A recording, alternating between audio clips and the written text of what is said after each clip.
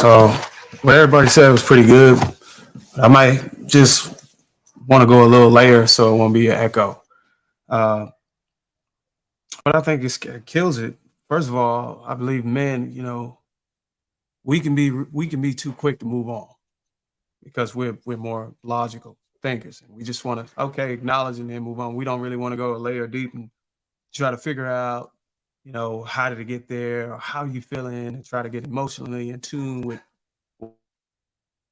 frustrated. Women, on the other hand, they want things to settle in before moving on. They want to resonate with you. They want you to feel it and actually be more sensitive.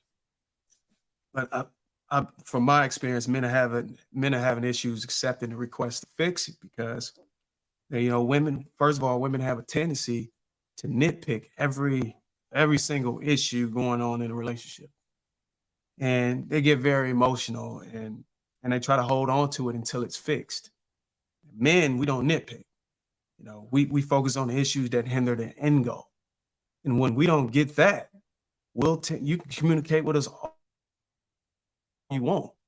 If we see that you're not trying hard or trying to, fit in the system to where we can reach our goals as a family, as a whole, and we tend to just blow off your little individual emotional issues whenever we have small challenges or encounters. I mean, I personally done that.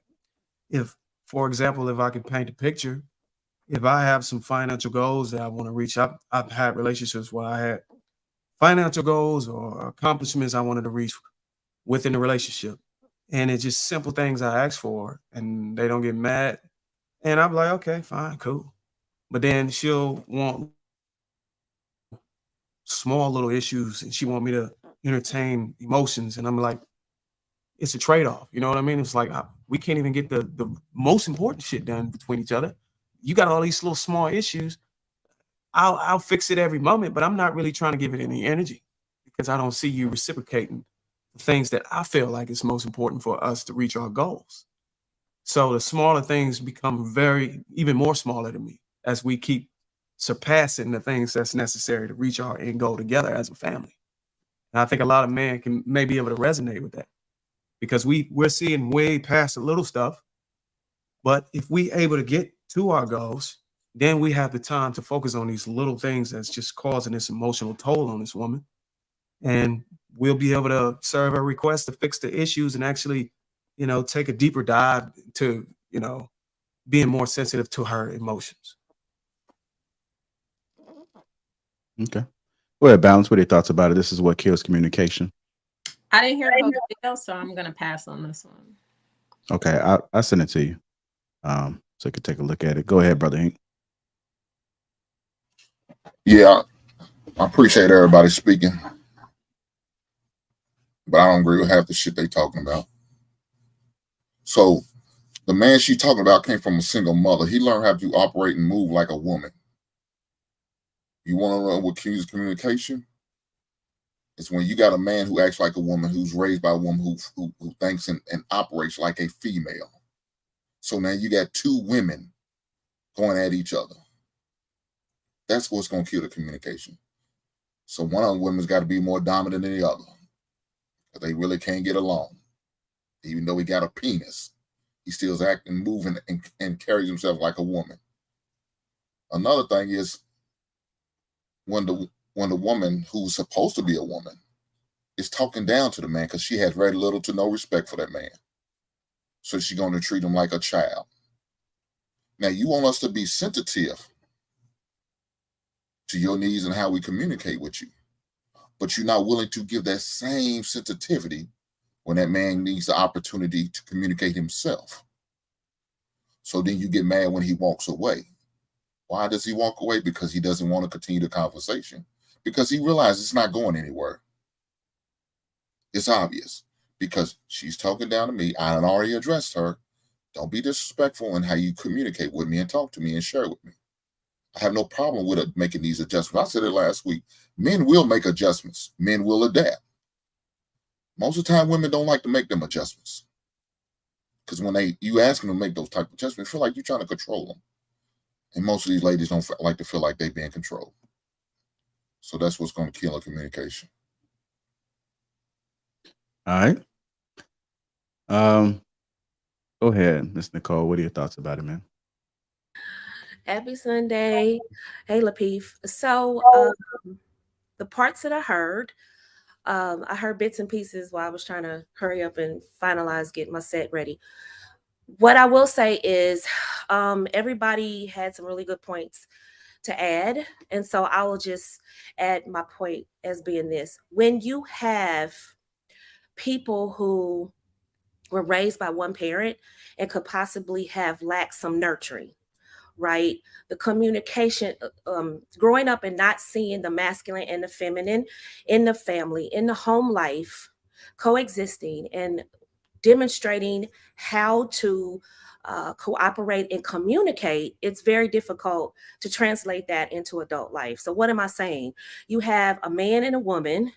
If we're talking about the Black community, we have a man and a woman, probably 90% chance they were raised by a single mother.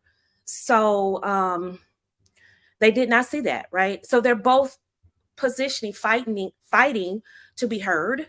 They're both fighting to be understood. He's trying to be understood. Can you see it my way?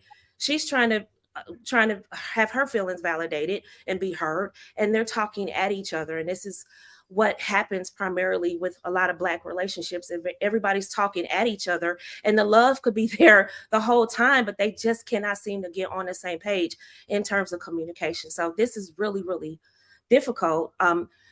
What I will say is this: once you reach 21, we can't say, well, I was raised by a single mother, so that's why I cannot show up in my relationships 100% like a good companion. And that goes for men and women. Once you reach a certain age, you're having sex, you're having children, you working a job, you're going to school. We can't continue to blame mama and daddy for what we lack going into relationships. That's just simple as that. Accountability on all fronts.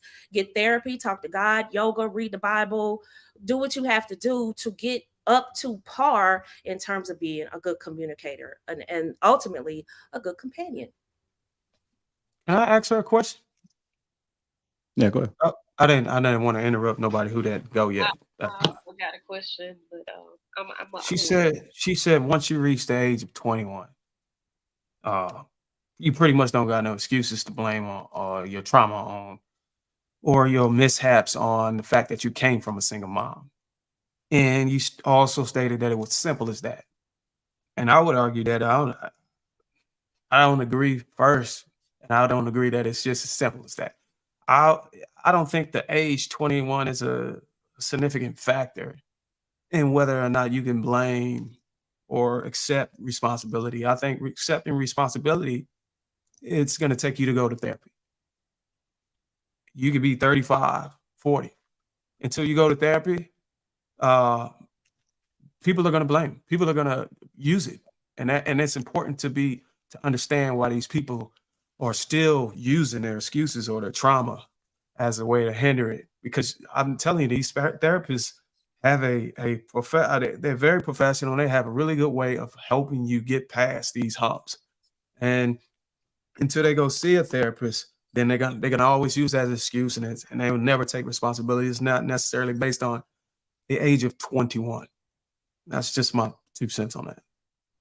Well, I use the age 21 because that's when the government recognizes you as a full-blown adult. Like you can drink, like nothing's kept from you legally at 21. I mean, so once you can drink alcohol, Hold on. you can't blame your parents. Hold on, Bruce. Let her finish.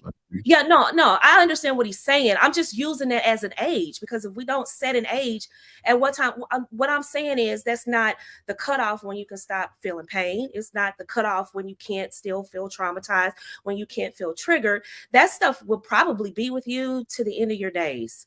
What therapy, what God, what all of these things help you do is get to a point where you can coexist on this planet with other people without hurting other people, so that you can become a good companion, so you can handle adversity, so you can be a good leader, be a good father, be a good husband, be a good wife, be a good mother, be feminine, masculine, and all those things that we like to see in other adults. You get to be that when you say, you know what, I have to face what I went through. It was tough. And this is for everybody, not just people that grew up in single parents.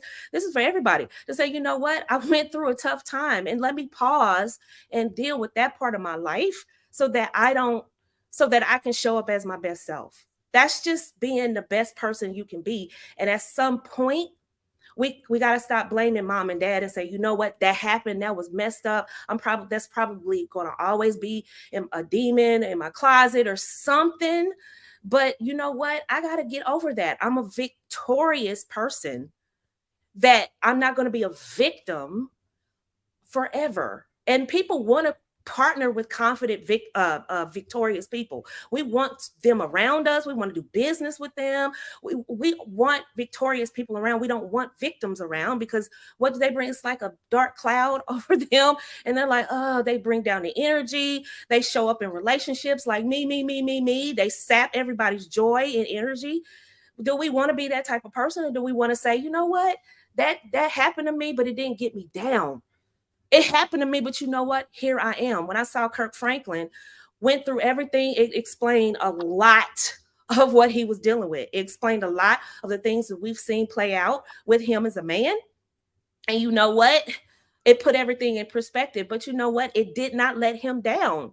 With him, God was his outlet. God was his anchor. And what I'm telling Black people is, at some point, we got to find an anchor and say, you know what? I refuse to die. I refuse to let this kill me. That's all I'm saying.